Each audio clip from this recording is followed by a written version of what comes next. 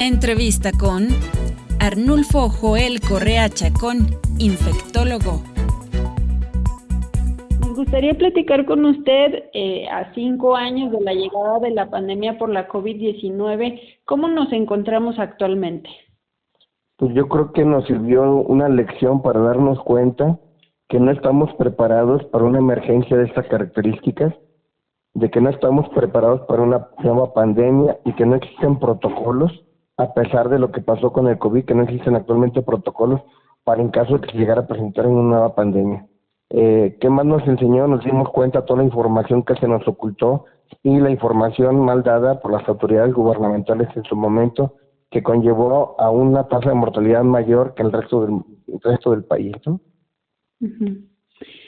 Zacatecas como tal, ¿usted tendrá datos de pues cómo concluyó ese periodo? Sabemos que pues llegó el virus y llegó para quedarse, ¿no? Ya vivimos. Así es.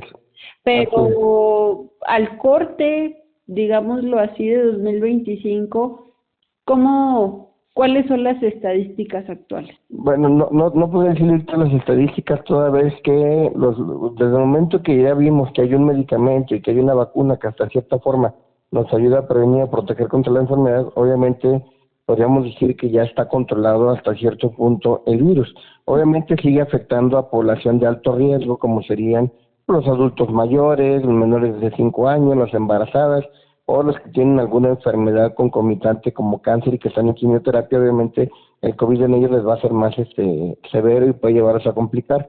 Pero en población general podemos decir que ya no hay tanto riesgo de muerte debido a este virus como tal, ¿no? Pero bueno, sí hay que recordar que durante la pandemia se reportó un exceso de mortalidad a nivel nacional de más de 800,000 personas. O sea, hubo más de 800,000 personas que llegaron a fallecer a consecuencia de la pandemia, ¿no? Del virus del COVID. Uh-huh. ¿Cuál consideraría usted que fue el manejo por parte de las autoridades gubernamentales, sobre todo en Zacatecas? Yo creo que el principal problema fue la falta de orientación hacia la población, de que el método uno de los métodos más importantes para la prevención del COVID era el uso del cubrebocas. Y se debió haber alertado a la población desde un inicio la importancia del uso del cubrebocas y no estar esperando a que estampitas o cuestiones de este tipo nos iban a proteger o la calidad moral nos iba a proteger. Yo creo que aprendimos que es una enfermedad de transmisión de vías respiratorias y se debió haber alertado a la población la importancia del uso del cubrebocas y más evitar lugares de alto confinamiento de personas o población, ¿no? Uh-huh.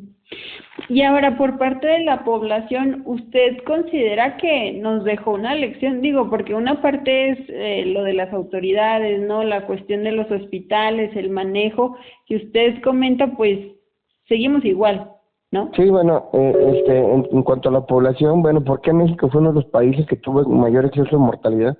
Porque en México tenemos un problema muy serio de sobrepeso y obesidad y de enfermedades como es el caso de la diabetes, que tenemos una prevalencia de diabetes muy alta a diferencia del resto del mundo. Esas enfermedades y estos factores de riesgo pues conllevaron a mayor riesgo de complicación, ¿no? ¿Qué quiere decir? Que la población sigue sin cuidarse, seguimos con sobrepeso, seguimos con obesidad, seguimos con una diabetes muy descontrolada. La diabetes muy descontrolada nos está llevando al daño renal crónico, tenemos mucho paciente con falla renal y todo esto, y la población sigue sin cuidarse, ¿verdad? Y esto fue lo que nos hizo más susceptibles y vulnerables a que este virus del COVID nos afectara en mayor proporción que el resto de la población a nivel mundial. No, porque ya nos dimos cuenta que somos dependientes de vacunas de otros países, cuando hace algún tiempo atrás éramos autosuficientes incluso en la producción de vacunas, ¿no? Vamos, ahora no podemos ni siquiera sacar la vacuna patria, ni siquiera sacamos cuando en otros tiempos México era autosuficiente en la producción de vacunas. ¿Esto a qué se debe de que no seamos autosuficientes? Pues es que se desmantelaron los laboratorios, todo lo que había de vacunología a nivel nacional. Uh-huh. Creo que le dieron prioridad a otras áreas y se descuidó completamente en estos últimos 2 sexenios, pues lo que es el sistema de salud de todo el país, ¿no? Este nuevo sistema de salud también que viene con López Obrador, me imagino que también viene a complicarlo, ¿no? Todo. Pues es que desaparecen el Seguro Popular, meten el INSABI, ven que el INSABI no es algo como se esperaba, no funcionó, fue un fracaso en el sistema de salud. Ahora meten el IMSS Bienestar, cosa que no ha podido ingresar adecuadamente en algunos estados, cosa que ha habido pues un ingreso muy parcial y muy sí, con una falta de organización total, ¿no? Entonces creo que pues el gobierno le ha fallado al sistema de salud de todo el país, considerándolo así, ¿no? Y ahora, en el tema de la prevención, pues tenemos algunas vacunas, ya se están aplicando ya de manera, pues digamos, periódica, ¿no? ¿Existe la conciencia por parte de la población justo para poder aplicársela y que no, pues se llegue como al riesgo, ¿no?, de la mortandad? Mira, si hablamos de vacunación en general, podemos decir que en otros sexenios la cobertura de vacunación andaba entre el 84 y 90% de toda la población. Ahorita podemos decir que en esquemas de vacunación en general, la cobertura anda cerca del 34%. ¿Qué quiere decir? Que por eso está regresando la tosferina, ya tenemos más de 94 casos en México, estamos teniendo problemas de sarampión, cosa que ya se consideraba casi erradicada de todas las Américas, precisamente, pero tenemos una cobertura de vacunación muy baja. Obviamente no se diga que no tenemos una vacuna actualizada contra el COVID, ¿no? Sino que prácticamente nos están aplicando una vacuna que pues, la efectividad ya se demostró que es muy baja toda vez que no es una vacuna actualizada. Disminuyó entonces y esto complicó otras Así es. enfermedades. Y hay riesgo de que vengan brotes de otras enfermedades que ya incluso casi considerábamos erradicadas, ¿no? ¿Por qué? Por la falta de la cobertura de vacunación en todo el país. Uh-huh. Y justo acaba de mencionar un tema que es el tema de la tosferina. Hace unos días pues tuvimos contacto con la Secretaría de Salud y ellos nos hablaban de al menos 7 casos.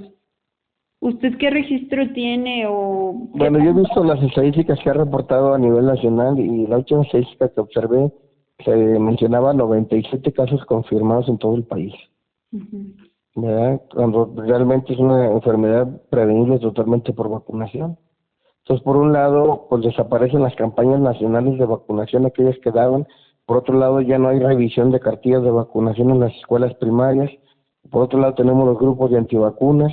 Antiguamente tenían incluso ubicada casa por casa donde había algún niño para ir a vacunar directamente.